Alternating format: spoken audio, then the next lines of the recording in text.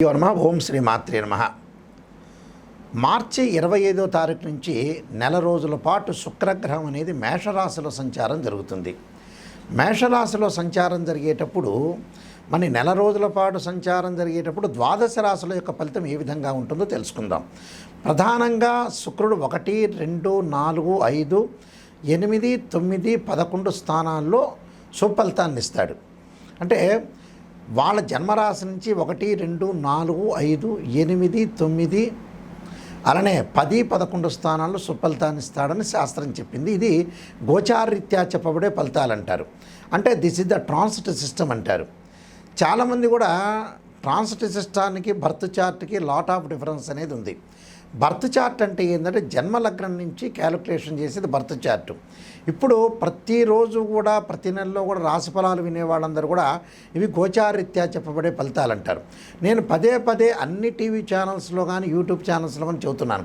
గోచారం అనేది 20% సపోర్ట్ చేస్తుంది, బర్త్ చార్ట్ అనేది 80% సపోర్ట్ చేస్తుంది. ఈ 20% ఎందుకు అంటే ఎంత కృషి చేసినా ఆవగింజంత అదృష్టం ఉండాలంటారు. ఆ అదృష్టమే గోచారం అంటారు.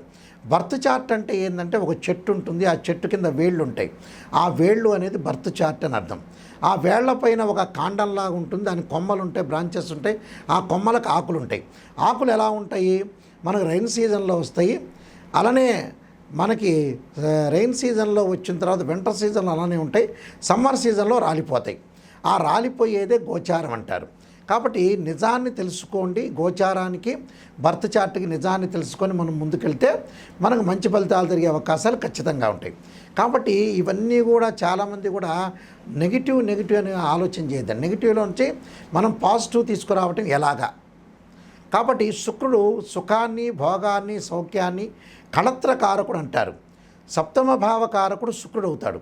ఈ శుక్రుడు ఎలా ఉండబోతున్నాడు అంటే సుఖాన్ని, భోగాన్ని, సౌఖ్యాన్ని, వాహనాలు, లగ్జరీగా బతకటము, అలానే జ్యువెలరీ కానీ, కాస్మెటిక్స్ కానీ ఇలాంటివన్నీ కూడా ఏ విధంగా ఉండబోతున్నాయి అంటే శుక్రగ్రహం వల్ల కొంత 20% కూడా మనకి ఖచ్చితంగా ధనం అనేది ఇబ్బంది లేకుండా ఉండే అవకాశాలు ఎక్కువగా ఉంటాయి.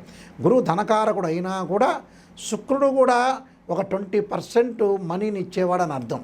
అందువల్ల తప్పకుండా ఇక్కడ శుక్రగ్రహం అనేది ద్వాదశ రాశుల మీద నెల రోజుల పాటు ఏ విధంగా ఉంటుందో ఒక్కసారి మనం తెలుసుకుందాం. మేషరాశిలో అశ్విని నక్షత్రంలో ఉండటం వల్ల మార్చి 25 నుంచి మేషరాశి వాళ్ళకి ఏ విధంగా ఫలితాలు జరగబోతున్నాయి. మేషరాశి వాళ్ళకి ప్రధానంగా వీళ్ళకి చూసుకునేటట్టయితే ద్వితీయాధిపతి అలానే సప్తమాధిపతి అయిన శుక్రుడు వీళ్ళకి జన్మరాశిలో ఉండటం వల్ల అనేక లాభాలు కలిగే అవకాశాలు ఎక్కువ ఉంటాయి. అంటే వివాహం కాని స్త్రీ పురుషులు ఎవరైతే ఉంటారో వాళ్ళకి వివాహాలు జరిగే అవకాశాలు ఉండటం, సుసంపన్నమైన కుటుంబం నుంచి అమ్మాయి కానీ అబ్బాయి కానీ వచ్చే అవకాశం ఉండటం, అలానే వాహనాలు కొనుగోలు చేయటం, అలానే ఇరుగు పొరుగు వారితో సఖ్యతగా ఉండటం, బంధుమిత్రులతో శ్రేయబంధం కొనసాగించే అవకాశాలు ఎక్కువ ఉంటాయి. అలానే బంగారు ఆభరణాలతో పాటు జ్యువెలరీ సంబంధించిన వస్తువుల అమ్మకము, కొనుగోలు చేయటం, బ్యాంకులో రుణాలు వచ్చే అవకాశం ఉండటం, ఫైనాన్షియల్ పరంగా కొంత ఎదుగుదలకి తోడ్పడే అవకాశాలు ఎక్కువగా ఉంటాయి. కాబట్టి ఇక్కడ వీరికి ప్రధానంగా జన్మరాశిలో శుక్రుడు ఉండటం వల్ల ఆకస్మికంగా ధనలాభంతో మొండి బాకీలు వసూలయ్యే అవకాశాలు ఎక్కువగా ఉంటాయి. కాబట్టి ఫైనాన్షియల్ పరంగా డెవలప్మెంటే కాకుండా ప్రేమించిన యువకులు ఎవరైతే ఉంటారో వాళ్ళకి పెద్దలను ఒప్పించి వివాహం చేసుకునే అవకాశాలు మెండుగా ఉంటాయి. కాబట్టి శుక్రగ్రహం యొక్క మార్పు వల్ల అనేక పరిణామాలు జరుగుతూ ఉంటాయి. శుక్రుడు కళత్రకారకుడు కాబట్టి వివాహ సంబంధాలు, శుభ కార్యక్రమాలు, తీర్థయాత్రలు, పుణ్యక్షేత్రాలు తిరిగే అవకాశాలు ఖచ్చితంగా ఉంటాయి. కాబట్టి మేషరాశి వాళ్ళకి శుక్రగ్రహం యొక్క అనుకూలత ఉంది. శుక్రగ్రహం మరింత అనుకూలంగా ఉండాలంటే ఖచ్చితంగా మహాకాళి, మహాలక్ష్మి, మహాసరస్వతి అమ్మవారి యొక్క ఆరాధన చేయాలి. అలానే శుక్రవారం రోజు చక్కగా బొబ్బర్లు దానం చేయాలి. బొబ్బర్లు దానంతో పాటు వాళ్ళు బొబ్బర్లు దానము అలానే ఎల్లో కలర్ వస్త్రాన్ని దానం చేయటం వల్ల చాలా మంచి జరిగే అవకాశాలు ఉంటాయి. ఇవన్నీ కూడా శుక్రవారం రోజున చేయటం వల్ల మంచి సుఫలితాలు జరిగే అవకాశాలు ఖచ్చితంగా ఉంటాయి. ఈ శుక్రగ్రహం వల్ల లైఫ్లో మనకు అనేక మార్పులు జరుగుతుంటాయి. అంటే వివాహం అనేది చాలా ముఖ్యమైనది, ప్రధాన పాత్ర పోషిస్తుంది.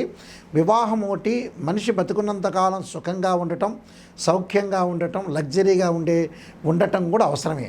ఎందుకంటే మనిషి ఎల్లకాలం జీవించేది ఏమీ లేదు. చాలామంది కూడా భావిస్తుంటారు, మా దగ్గరికి వచ్చే క్లయింట్స్ కానీ ఎవరైనా సరే 50 ఏళ్ళకి 70 ఏళ్ళకి జాతకం చూపించుకొని ఇంకా 30 ఏళ్ళు బతుకుతారని ఆలోచన చేసే వ్యక్తులు చాలామంది ఉన్నారు.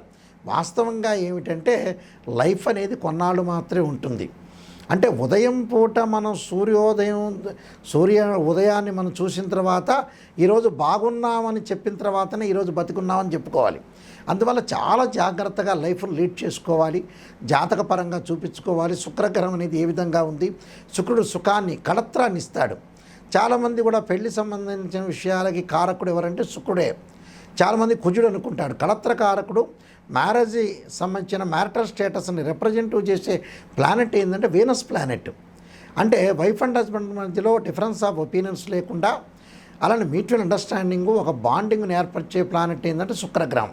శుక్రగ్రహం అనేది గోచారరీత్యా ఏ విధంగా ఉండబోతుంది, జన్మ లగ్నం రీత్యా కూడా ఏ విధంగా ఉంటుందో తెలుసుకోవాలి.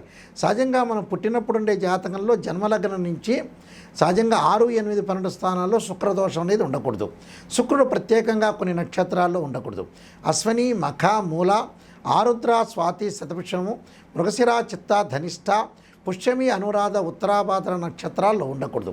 శుక్రుడు 6, 8, 12 స్థానాల్లో ఉండకూడదు. అలానే శుక్రుడు రాహుతో కానీ, కేతువుతో కానీ, కుజుడితో కానీ, శనితో కానీ కంజంక్షన్ కాకూడదు. ఇది బర్త్ చార్ట్కు ఉండే కండిషను. గోచారం పరంగా అంటే మళ్ళీ వేరే విధంగా మారిపోతుంది.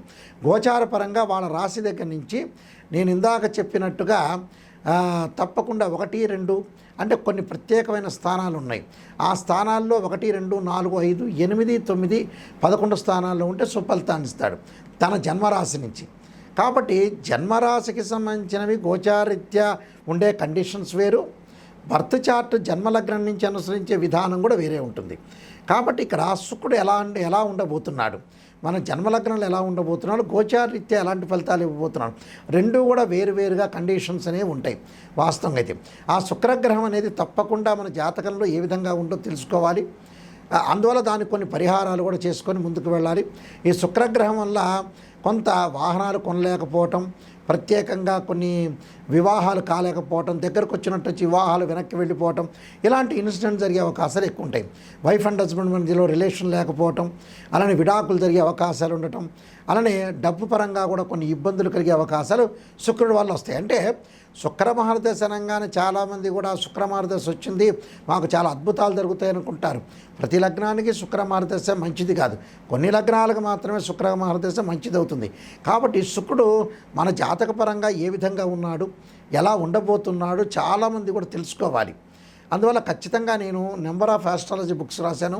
అందులో కాలసర్పయోగము, కాలసర్పయోగ చంద్రిక, రాహుకేతులు, ఛాయాగ్రహాలు, పుత్రగణపతి వ్రతము, అలానే సర్వదేవతా గోత్ర పురవులు పార్ట్ 1, పార్ట్ 2, అలానే భరత్పరిహార సింధు, అలానే నవగ్రహ దోషాలకి పరిహారాలు, అలానే దశమహావిద్యలకి నవగ్రహ దోష పరిహారాలు, అలానే ప్రత్యేకంగా స్వప్నశాస్త్ర ఫలదీపిక, దానితో పాటు మరి వివాహ మార్తాండము, జాతక చంద్రిక, అలానే ప్రొడక్షన్ ఆఫ్ ఆస్ట్రాలజీ, ఇలాంటి నెంబర్ ఆఫ్ ఆస్ట్రాలజీ బుక్స్ రాశాను. ఇవి రాజమండ్రి మోహన్ పబ్లికేషన్ వాళ్ళ దగ్గర దొరుకుతాయి, లేదా మా దగ్గర కూడా మీరు సంప్రదించవచ్చు.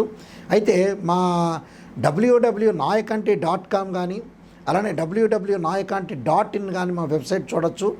అయితే జాతకపరంగా ఎవరైనా సరే మా దగ్గరికి వచ్చిన వాళ్ళు ఫస్ట్ నెగిటివ్ పాజిటివ్ అనే ఆలోచన చేయొద్దండి. శ్రేయ లోపం పెరుగుట పెద్ద విద్య, లోపం ఎరిగిన వాడే పూర్ణుడవుతాట. అంటే ఫస్ట్ నెగిటివ్ తెలుసుకుంటే ఆ నెగిటివ్లోంచే పాజిటివ్ వస్తారు. కేవలం చాలామంది కూడా ఈ మధ్యన ఆలోచన చేస్తుంటారు, ఆస్ట్రాలజర్ని అప్రోచ్ అయినప్పుడు ఒక ముఖ్యమంత్రి తర్వాత మేమవుతామేమో, మాకు పదవులు వస్తాయేమో, అన్ని జ్యోతిష్యులు అన్నీ మంచిగా చెప్పాలి, ఫేవరబుల్గా చెప్పాలని ఎప్పుడు జరగదు. పునరపి జన్మం పునరపి మరణం అన్నాడు. పుట్టినప్పటి నుంచి మనిషి చనిపోయే వరకు అన్ని మంచి జరిగిన వాడు ఎవ్వడూ లేడు ప్రపంచంలో.